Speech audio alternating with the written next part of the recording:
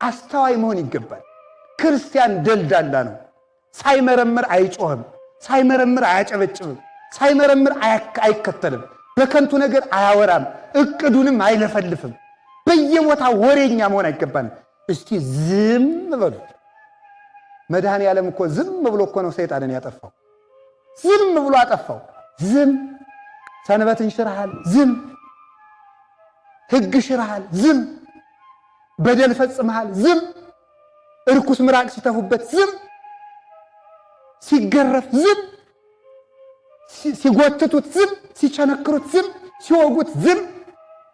ዝም አለና በሥራ ተናገረ። እንግዲህ እስኪ የሰማይ አምላክ አለን ብላችሁ ከሆነ እኔን የሰቀላችሁት ሰማይን የፈጠረ ማን እንደሆነ ተመልክቷልና ፀሐይ፣ ጨረቃ፣ ከዋክብትን አጨለማችሁ።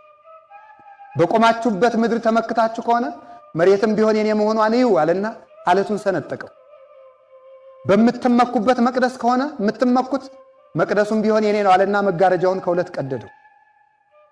ከሙታን እንነሳለን ብላችሁ የምትመኩ ከሆነ የሙታን አምላክም እኔ ነኝ ብሎ ሙታንን ከመስቀሉ ስር አስነሳቸው። ዝም ብሎ በሥራ ተገለጠ። ክርስቲያን በሥራ ይናገራል፣ አይለፈልፍም። የጀብደኝነት ክርስትና ሊቀርብን ይገባል። የፉከራ ክርስትና እንዲህ እናደርጋለን። በፉከራ ሰይጣን ይሸነፋል። በጀብድነት በፉከራ እንዲሁ ዝም ብሎ በመለፍለፍ አሁን እኛ እዚህ እያልን ስለፎከር ሰይጣን ይሸነፋል። ወይ ጉድ! ሰይጣን በሰልፍ አይሸነፍ። ሰይጣን የሚሸነው በልብ ስራ ነው። ሰርተን እንድንገለጥ መድኃኔዓለም ይርዳል። ሰርቶ መገለጥ ነው የሰው ልጅ ማለት። እስቲ ዝም ብላችሁ ስሩ። በሞቴ ዝም ብላችሁ ንግዱንም ስሩ፣ ትምህርቱንም ስሩ፣ ሕግም ተማሩ፣ እወቁ። ለቤተ ክርስቲያን ሰርታችሁ ስራችሁ ይታይ። ሁለት መነኮሳት 58 ዓመት በዝምታቸው ሰይጣንን አላግጠውበታል። ሰይጣን እቅዳችን የሚያበላሸው እየሰማ ነው። ዝም እንዲሁ በሞቴ አፈርሰውን። ከዛሬ ጀምሮ በየፌስቡኩ መለፍለፍ አቁሙ። ዝም በሉና ስራ ስሩ። ዝም ብላችሁ ሁለት መነኮሳት ቀለዱበት። ምን ያደርጋሉ መሰላችሁ? ሰይጣን የልብን ማወቅ አይችልም፣ ያፍን ግን ያውቃል። ለምሳሌ እንዲህ አለ፣ እንዲህ ያደርጋሉ። በዓት ሊያጸኑ ሲፈልጉ ስንት ዓመት ከዚህ ገዳም ተቀመጥ እስኪ እንዙር ይላሉ። አይ እነዚህ ዘዋሪ ናቸው አይረቡም ብሎ ሌላ ፍለጋ ሲሄድ እነሱ እዚያው ቁጭ። ሊጸልዩ ሊያድሩ ሲፈልጉ ምን ያደርጋሉ? ብዙ ቀን ጸለይን እስኪ ዛሬ እንረፍ ይላሉ። አይ እነዚህ እንቅልፋም ናቸው ብሎ ሌላ ፍለጋ ሲሄድ እነሱ ጸሎትን ሲያንገበግቡት ያድራሉ። በተቃራኒው እያወጉ ሰይጣን እቅዳቸውን ሳያውቅባቸው ለቅድስና በቅተው 58 ዓመት በተጋድሎ ጸንተው ኖሩ። እኛ እኮ እየለፈለፍ አንድ ነገር ገና ሳንጀምረው እንለፈልፍና ሰይጣን ያበላሸዋል። ክርስቲያን ማለት ደልዳላ የተረጋጋ ጽሙና ህዳት ያለው ህዳት። ለመናፍቃን እርጋታ የላቸውም። ችኩልነት፣ ሁከት፣ ጭብጨባ፣ ድልቃ ይወዳሉ። የመድኃኔዓለም ልጆች ግን በመረጋጋታቸው ይታወቃሉ። ረጋ በማለታቸው። ረጋ ያለ ልቡና ያድለን። አሜን በሉ። እንዴ አፍን እንደመጠበቅ ያለ ነገር የለም። አንድ የቅኔ መምህር አሉ። አሁን ኢትዮጵያ ካሏት ትልልቅ አባቶች መካከል አንዱ ናቸው። የኔታ ጥበቡ ይባላሉ። እና አንዱ ሂዶ እባክዎት የኔታ ጥይት እንዳይመታኝ የሚያደርግ መጠበቂያ ይድገሙልኝ ይላቸዋል። ነው አሉት። አዎ እምሰጥን ትቀበላለህ? አዎ ከጥይት የሚጠብቅ አፍ ነው አሉት። ቅዱስ ዳዊት ምን አለ? ላፌ ጠባቂ አኑርልኝ። እስኪ በሉ አንድ ጊዜ ሁላችሁም ላፌ ምን አኑርልኝ አለ? ጠባቂ አኑርልኝ። ከመከራ የሚጠብቅ አፍ ነው። ዝም ብሎ ስራ መስራት እሱ ክርስቶሳዊነት ነው። በዚህ ወቁት ነገ እንዲህ ይሆናል፣ የዛሬው እንድናደርጋለን፣ የዛሬ ዓመት እንዲህ አይባልም። ዝም ብሎ መስራት እንድንሰራ እግዚአብሔር ይርዳን። ወሬኛነታችን እግዚአብሔር ያስወግድልን። አንድ ነገር ንገራችሁ። ከኢትዮጵያ ነገስታት መካከል የወሬኛ ሕግ ያወጡ አፄ ኃይለ ሥላሴ ነበሩ። መጀመሪያ አፄ ኃይለ ሥላሴ ወደ ስልጣን እንደመጡት ያወጡት የመጀመሪያው ሕግ የወሬኛ ሕግ ነው። ወሬኛ ሰው ከየትኛውም የኢትዮጵያ ሕገ መንግስት እኔ የዛሬውን ሊኖረው ይችላል። ወሬኛ እንዲህ ብሎ ይቀጣ የሚል እኔ አላነበብኩት። አፄ ኃይለ ሥላሴ መጀመሪያ ያወጡት ግን የወሬኛ ሕግ ነው። ወሬኛ ይቀጣ ብለው አወጡ። ከሾሟቸው ሚኒስትሮች መካከል አንዱ ወሬኛ ሆኖ ተገንቶ መጀመሪያ የቀጡ ሚኒስተራቸው ነው። ወሬኛ ለሀገርም አይጠቅምም ለእግዚአብሔርም አይጠቅም። ዝም ብሎ የሚሰራ ነው። እንዲህ ያለ ሰው ሁከታ ወሬኛ ሰው እኮ ነው። አንዳንድ ጊዜ ዲያብሎስ እንዴት እንደሚጫወትብን ተመልከቱ። ብሶታችን ያጠናና ብሶታችን የሚነግሩንን ሰዎች እየተከተል ብሶታችን ሳይፈታ እንድንሞት ያደርገናል። ዝም ብለን እያጨበጨብን ብሶታችን የነገሩን ሰዎች ራሳቸው ግን ተንኮለኞች ለመሆናቸው ግን ማስረጃ የለንም። ዝም ብሎ አለማጨብጨብ እንዴት ጥሩ መሰላችሁ። እውነቴን ነው። በእግዚአብሔር ክንድ ላይ መቆም። ለምን ትታፈቅሩ ከንቱ ወታሐሰተ? ለምንድን ነው ይዟችሁ የማይቆምን ግድግዳ የምትደገፉት? ተሰብሮ የሚሰብራችሁን ለምን ትደገፋላችሁ? በትክክለኛው ክንድ ላይ በርታ ብሎ ደልደል ብሎ ሞት መጣ እንዲመጣ እንዲመጣ እንዲመጣ የሚል ሰው ካለ በእግዚአብሔር ተወከልኩ እፎት ብልዋ ለነፍሴ ማለት እንደ ቅዱስ ዳዊት በእግዚአብሔር ታምኛለሁ ነፍሴን ምን አድርጊ ነው የምትሏት ይላል ቅዱስ ዳዊት። በሱ ተመክቻለሁ። እውነተኛው ዳኛ እርሱ ነው። የሚፈርድ ቢታጣ እግዚአብሔር ይፈርዳል። ለሶስና የሚፈርድላት ቢታጣ እግዚአብሔር ግን የሚፈርድ ያስነሳል። እግዚአብሔር ዘግይቶ አይቀርም። ለእግዚአብሔር አይመሽም፣ ለእግዚአብሔር አይረፍድም። አቤሴሎም እንዲያያረገ ሰውን ሁሉ እልል አስበለ። ቅዱስ ዳዊትም ከቤተ መንግሥት ወጥቶ ተሰደደ። እሱም በቤተ የአባቱን ሚስት በሙሉ ገብቶ ከድንኳን ገብቶ ሁሉን ከነሱ ጋር ነውር አደረገ። የአባቱን ሚስት ቀማ፣ በአባቱ መንበር ተቀመጠ። እውነትን አሰደደ። ዳዊት ማለት ሲተረጎም የአምላክ ልብ ማለት ነው። ያ ማለት የእግዚአብሔር ልብ የተሰደደበት ቤተ መንግሥት ጸንቶ አይዘልቅ። የእግዚአብሔር ልብ እውነት ነው። እውነት የተሰደደበት ስልጣን ጸንቶ አይኖርም። እውነትን አስወጥቶ በእድሜ የሚቆይ በስልጣን የሚቆይ መሰለው፣ አልሆነለትም። ቀጠለ። አንዳንድ ጊዜ መከራው ሲጨምር ቅዱስ ዮሐንስ አፈወርቅ ምን ይላል? ደመና ሲበዛ ሰማይ የሌለ ይመስላል ይላል። የሌለ ይመስላል ግን ሲበተን ይገለጣል። ውሸት ሲበዛ እውነት የሌለ ይመስላል። መከራ ሲበዛ እግዚአብሔር የተወን ይመስልናል። በጊዜው ግን ደመናው በነፋስ መበተኑ አይቀርም።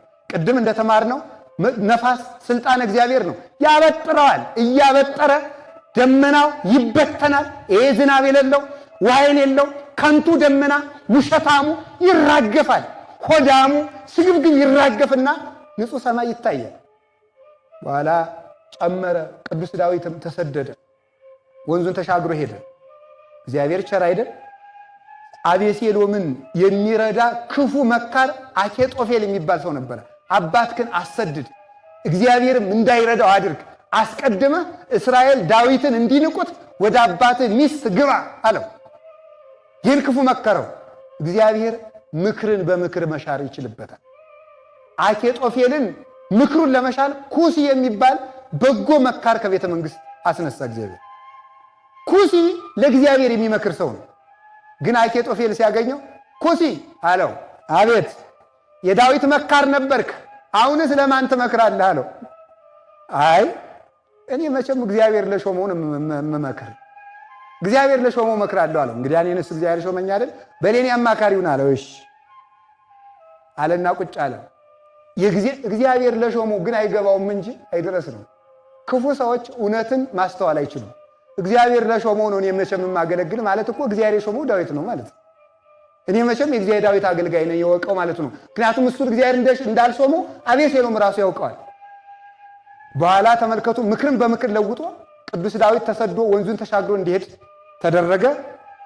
አቤሴሎም እየተዋጋ ሲሄድ ኋላ ተመልከቱ እያሰደደ አባቱን ገሎ መንገስ ፈለገ። እውነትን ቀብረው እድሜያቸውን ማርዘም የሚፈልጉ ሰዎች አይሆንላቸው። በኋላ ምን አደረገ መሰላችሁ? ውጊያው እየተዋጋ ሄዶ ከዛፉ ሲደርስ ያን ሁሉ ሲያደርግ ቅዱስ ዳዊት ዝም ብሎ ያለቅስ ነበረ። የእግዚአብሔር ዝምታ ክፉዎችን ይቀብራቸዋል።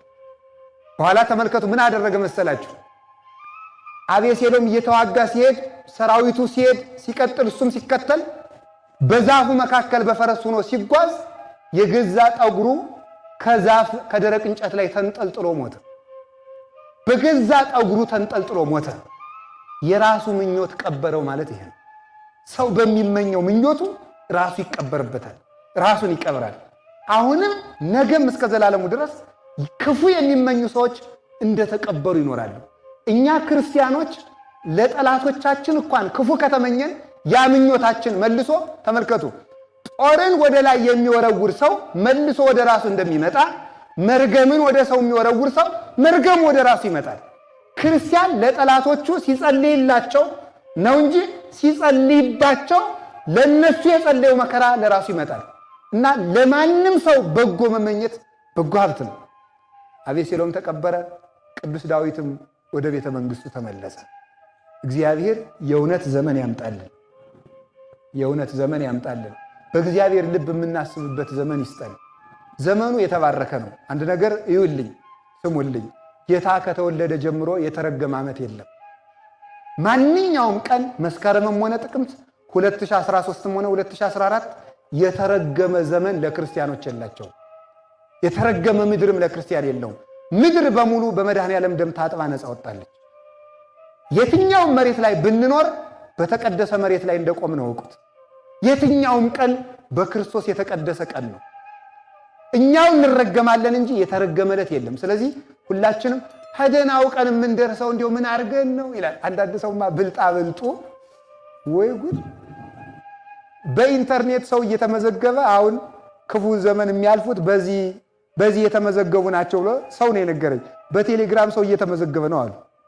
ክፉ ዘመን አይነ ብልጡ ወይ ብልጥ። እግዚአብሔር ግን የብልጣ ብልጥ አምላክ ነው እንዴ? ኢንተርኔት የማይጠቀሙት ገበሬዎች ገደል ሊገቡ ነው? እናንተ ጻድቃን በጥበብ እንዲህ ያለ የተንኮል ጽድቅ የተንኮል እግዚአብሔር የለም። እግዚአብሔር እጁ ሰፊ ነው። ለእግዚአብሔር ምድር በመላ ዓለምን ይወክለው ሙላ የነበረው ወስቲ አንዳንዱ ደግሞ የተወሰኑ ገዳማት አሉ። ከነዚህ አህል ገዝተን ካኖር እዚያች ተጠጋን የምንተርፍ ተው እንጂ ነውር አይደለም። እስቲ ሁላችሁ ምድር በመላው የእግዚአብሔር ናት በሉ ሁላችሁ ምድር በመላው የማን ናት? የእግዚአብሔር ናት። የትኛውም ቦታ ላይ ሆኖ ቅዱሳን ገዳማት በቃል ኪዳናቸው ይጠብቁናል። እውነት ነው። ለይቶ ግን ከዚህ ቦታ ብቻ የቆመ ይጸድቃል ማለት ፈጽሞ ነውር ነው። የክርስቶስን መግቦት ማጥበብ ነው። እግዚአብሔር አሕዛብን አውሎ ያሳድራል። ይህን በደንብ ማወቅ ይገባል። የትም ቦታ ክርስቶስ ላለው ሰው የትም ቦታ ይኖራል። ክርስቶስ ላለው ሰው የትኛውም ዓመት፣ የትኛውም ወር፣ የትኛውም ቀን የተባረከ ቀን ነው። ሁልጊዜ ዘመናችሁን አትርገሙ። እግዚአብሔር ይመስገን ብላችሁ ውጡ። ቀኑ የእግዚአብሔር ነው። እግዚአብሔር ብሩክ አይደለም እንዴ? እስኪ ነው በሉ። አይደለም ነው? ምን ጥርጥራለሁ? ታዲያሳ ዚአው ከውቱ ማለት ወዚያ ከውቱ ሌሊት አለ ቅዱስ ዳዊት። አቤቱ ቀኑም ያንተ ነው፣ ሌሊቱም ያንተ ነው እንበል አንድ ጊዜ ሁላችንም። አቤቱ ቀኑም ያንተ ነው፣ ሌሊቱም የማን ነው? ታዲያ ቀኑም የእግዚአብሔር ከሆነ ሌሊቱም የእግዚአብሔር ከሆነ ለእግዚአብሔር የተረገመ ዘመን የለው፣ ለእግዚአብሔር የተረገመ ቀን የለው። የእግዚአብሔር ሆኖ እርጉም የለም። በዚህ ማወቅ ይጠበቅብናል። እንኪያስ ጦርነት ሲመጣሳ፣ ረሃብ ሲመጣሳ፣ ስደት ሲመጣሳ እኮ እኛ የእግዚአብሔር ከሆን ረሃቡም ጦርነቱም መጠቀሚያችን ይሆናል። ክርስቲያን ማለት እኮ እግዚአብሔር ሰማው የሚባለው እግዚአብሔር ከሞት ሲሰውረው ብቻ አይደለም፣ ስለ እግዚአብሔር ብሎ ሲሞትም ነው እንጂ። ስለ እግዚአብሔር ብሎ መሞት ጸጋ እንደሆነ አታውቁም እንዴ? የማይገኝ ሀብት እኮ ነው። ለክርስቶስ አልቦ ዘያመስጥ ሞት ሞትሰ በእንተ ክርስቶስ ያቢም ኩሉ ሞት። ከሞት የሚያመልጥ የለም። ለክርስቶስ ብሎ የሞቱት ሞት ግን ከሞት የሚሻል ሞት ነው። ለክርስቶስ ብሎ ክርስቲያኑ ነው የሞተ ሰው ከሞት የሚሻል ሞትን ሞተ። ሞት ሰናይት ናት። ሌላ የሚጠቅምበት ሞት።